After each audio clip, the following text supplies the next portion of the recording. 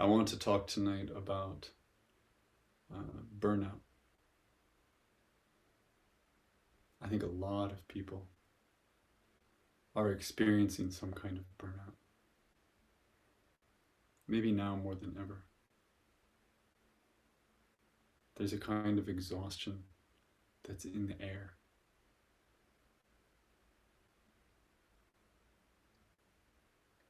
There's something about the pandemic. We see the news, we see that it will get better, but it won't go away.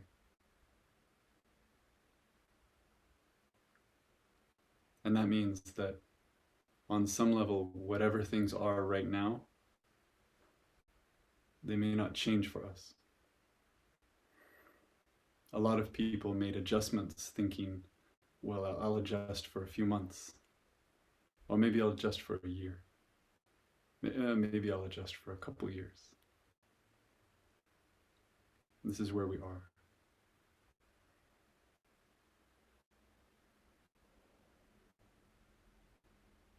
It's an interesting problem. And I'm including myself in this conversation. I was part of a conversation the last week with some folks, mostly in mental health, and they were talking about burnout. And part of that conversation, of course, was what does it look like? And it can look like a lot of things. It can look like exhaustion. It can look like doing things on autopilot. Maybe you're just doing everything the same way every day, or maybe you get in the car to drive to one place and you find yourself driving to a different place. Halfway there, you realize, oh, this isn't where I'm going. A lot of people work at a kind of frenetic pace. They don't know when to stop. I feel some of this. I'll find myself in the evening working at the same pace that I did the whole day. Why? Because there's some part of me that says, well, if I keep going into the night, then tomorrow it'll be just a little bit easier.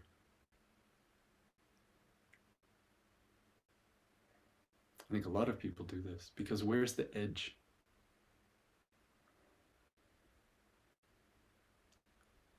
Another sign of burnout is to feel not creative. There's some part of you that feels like it's been turned down. The part of you that maybe for you is the most interesting part. That's common. There's also a lot of talk about depersonalization. And because these were mental health professionals, their example, their litmus test was, they said, there comes a point when you start seeing clients as clients and not as individual people.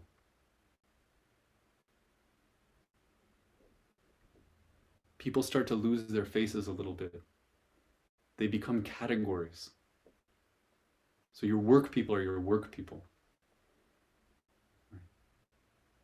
And the parents of your kids are of your kids' friends. They're another category. But they become a little fuzzy, a little indistinct. Everything is a little less sharp than you want it to be.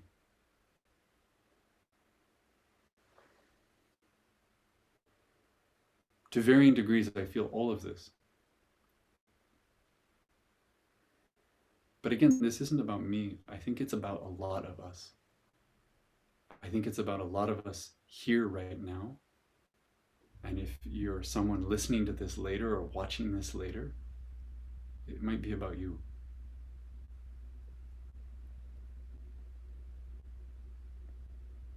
And the reason I want to bring this up is one, because I think we should acknowledge it.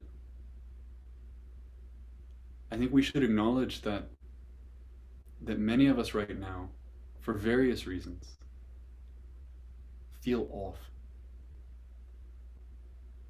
feel as if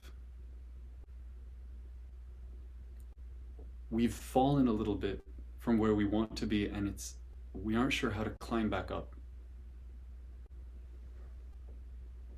or out. So first, to just acknowledge that that's in the room. And it's not just in this room, it's everywhere we go. I think we're bumping into this all the time. And we can have some sympathy for that.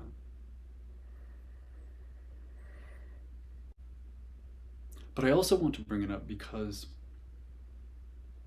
in that mindset, in that energy of feeling burnt out, in that state of pushing but not really getting anywhere, it's good to pause and look at what our relationship is to practice. In part because practice can start to feel like it's a part of burnout. And I want to make a distinction here. I'm not talking about being burnt out on practice, or burnt out on Zen, or burnt out on Buddhism. That happens too, right? And people will say, oh, I can't read another Dharma book. I'll lose my mind. Or they'll say, for some reason, I just can't go on Tuesday nights right now. It drives me crazy. I need a break. That's fine. You can take a break. That's being burnt out on something. That's different. This is something else. This is total. When we're burnt out in this way, it isn't just because of your job. It isn't just because of your relationships. It stopped being that a while back.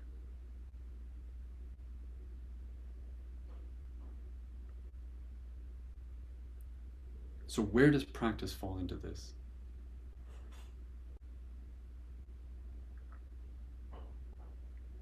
People come to me sometimes and they express such guilt about this practice. I've talked about this before. It's heartbreaking for me to hear it, but it's very common, maybe more common than not, that we establish a relationship with this practice that feels like a should, right? I'm supposed to come every Tuesday. I'm supposed to sit every morning. Maybe I'm supposed to sit on my own every day. If I sit on my own every day, I'm supposed to sit for this long. I'm supposed to read this. I'm supposed to attend this. I'm supposed to feel this. Right?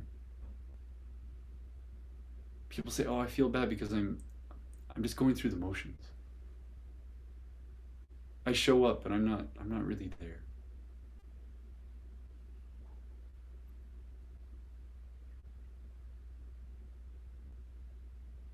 They're saying my practice isn't good enough.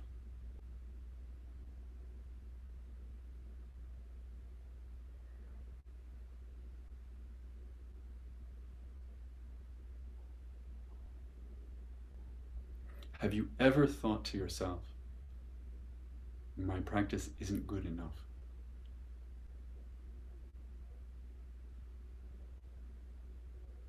I'm just going to say most of you, probably yes. At some point, yes. Maybe right now, yes.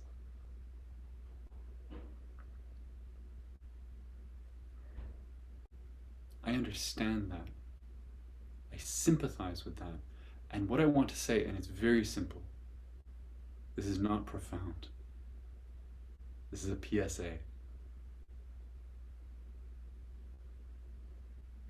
In the midst of this burnout, in the midst of being overwhelmed,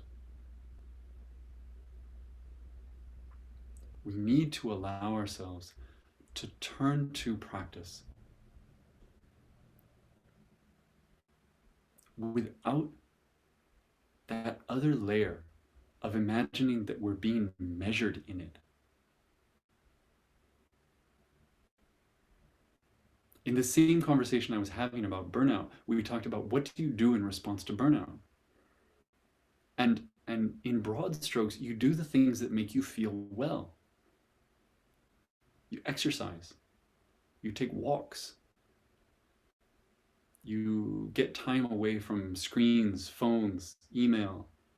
You just go to a room where those things aren't there for a little while. Right? You try to have these spacious moments, because that's what we lose. It's what we forget.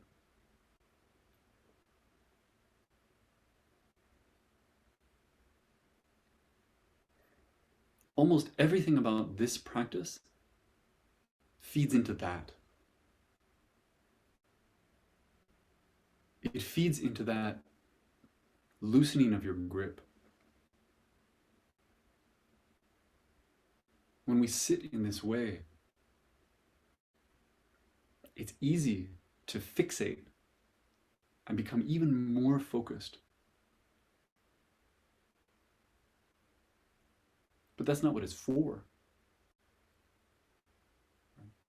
It's for letting our eyes go a little bit soft. It's for letting our breath slow down.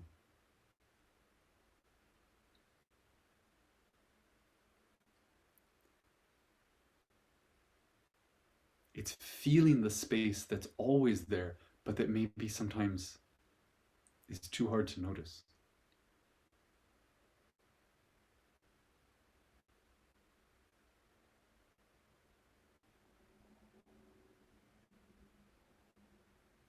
This practice involves rigor, yes, but not measurement. That's important.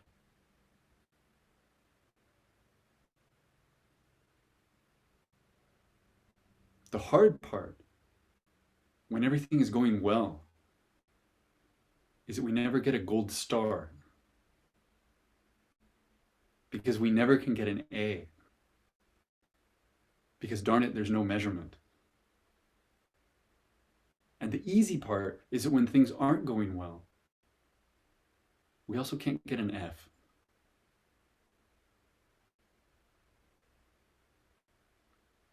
There is no big, there is no small. There is no enough or not enough.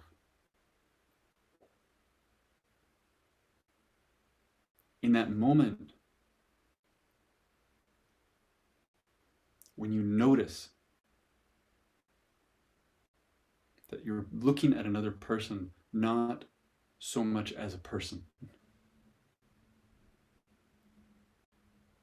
there is a practice to fall upon that says remember.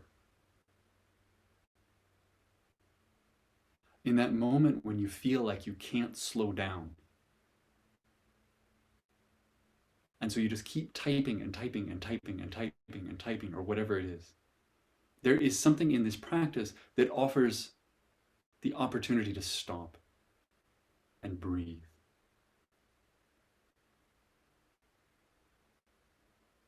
Take it.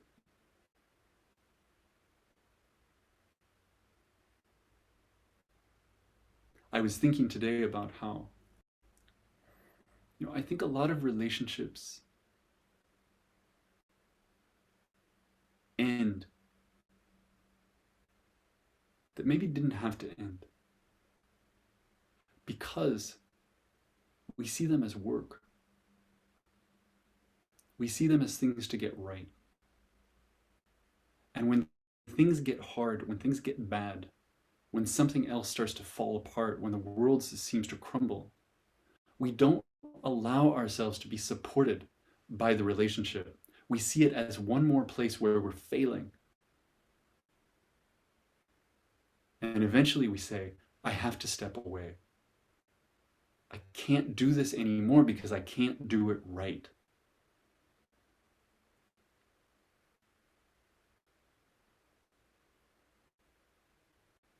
Practice can be just like that.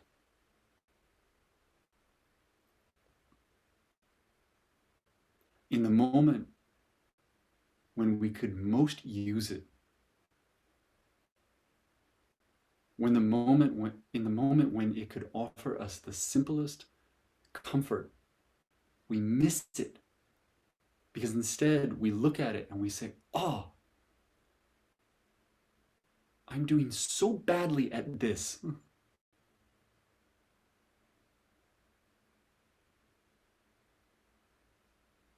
And it becomes just one more thing on the pile of millions of things. It becomes one more box that you can never quite check.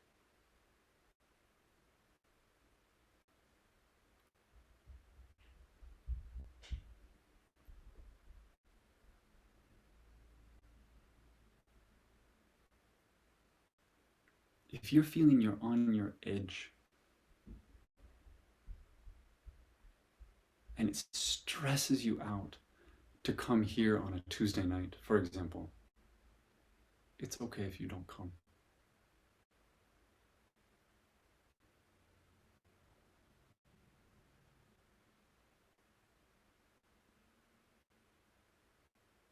If you don't sit every day, it's okay.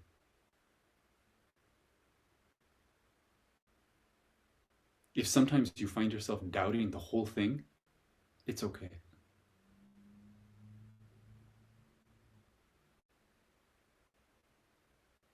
Just don't forget what is on offer.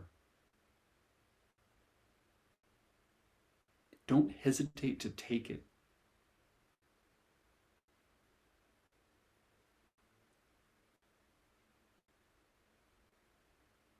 It sounds so simple, but I think it isn't.